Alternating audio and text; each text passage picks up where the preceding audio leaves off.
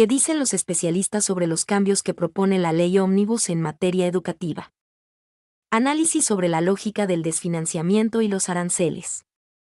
El debate acerca de la responsabilidad del Estado Nacional. ¿Y marcha atrás con el sistema semipresencial en la escuela primaria? Por Dolores Curia. Página 12.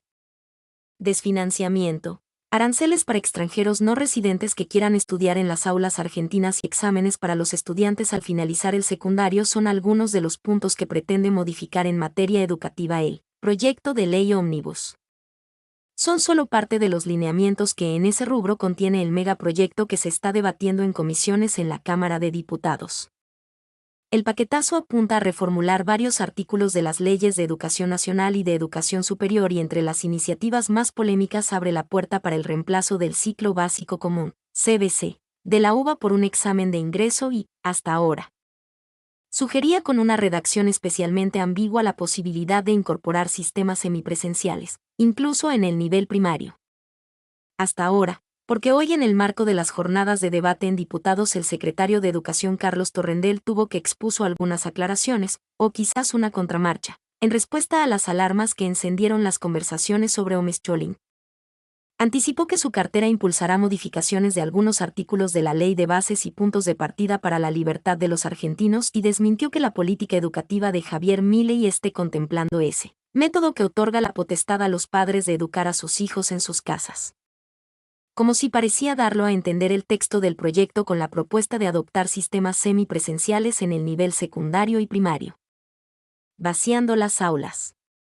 La educación, como otras áreas, es objeto de disputa para la propuesta de reforma del Gobierno de la Libertad Avanza, un paquete de normas, con más de 664 artículos para ser tratado durante el periodo de sesiones extraordinarias, con el que se pretende ajustar el Estado, declarar la emergencia pública y delegar las facultades legislativas en el Poder Ejecutivo por lo menos 2 años.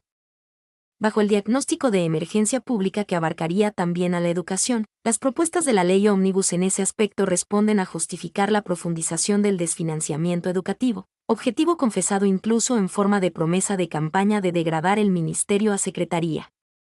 El proyecto de ley hay que analizarlo en el contexto del ajuste fiscal que ya se está implementando.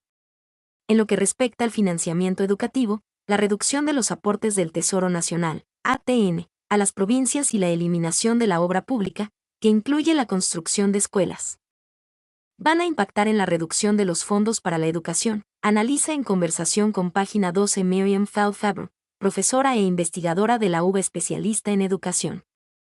El proyecto de ley Ómnibus mantiene el artículo 10 de la Ley de Financiamiento Educativo pero incorpora un artículo en el que se señala que los acuerdos sobre condiciones laborales, calendario educativo, salario mínimo y carrera docente quedarán en manos de cada una de las provincias.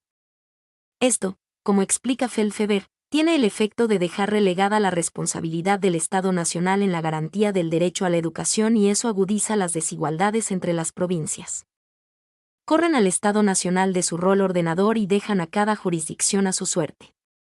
Bajar el rango a secretaría obedece a ese desdibujamiento del lugar del Estado Nacional, apunta la pedagoga Roxana Peraza, integrante del grupo de reflexión sobre educación Conversaciones Necesarias, que acaban de dar a conocer una declaración al respecto.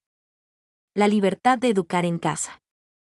La Ley de Educación Nacional permite los estudios a distancia solo a partir de los 18 años, mientras que la Ley Ómnibus prevé que los estudios híbridos como alternativa a la educación presencial.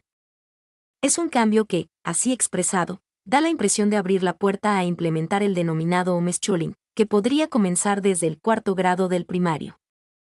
En el marco del debate en comisiones, el secretario Torrendel dijo que la propuesta en relación a la presencialidad no es habilitar su eliminación sino la hibridación. Hemos propuesto algunos cambios al proyecto como llegó en primera instancia, que tienen que ver con precisar que la cuestión clave está en la hibridez.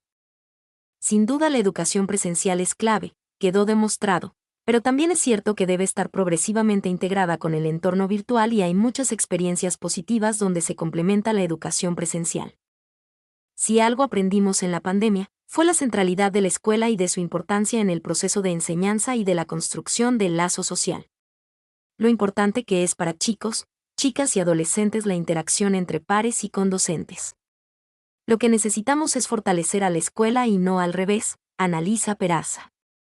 El coqueteo con la posibilidad del homeschooling, una experiencia poco extendida en Argentina, pero que gana cada vez más adeptos en países con fuerte incidencia de grupos ultraliberales y antiderechos, amerita la pregunta de quiénes son los que pueden acceder a ese tipo de servicios.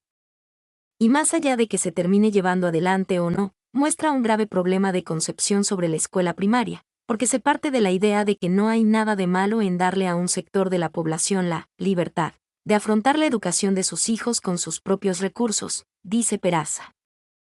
Se trata de una modalidad que tiene mucha presencia en algunos estados de IEU como reacción a la amenaza que representa la libre portación de armas y las matanzas en colegios. Según explica Peraza, es la forma que las familias que tienen los recursos encontraron para afrontar esos contextos en los que las escuelas se vuelven espacios de peligro. Es decir, surge ante un mal mayor.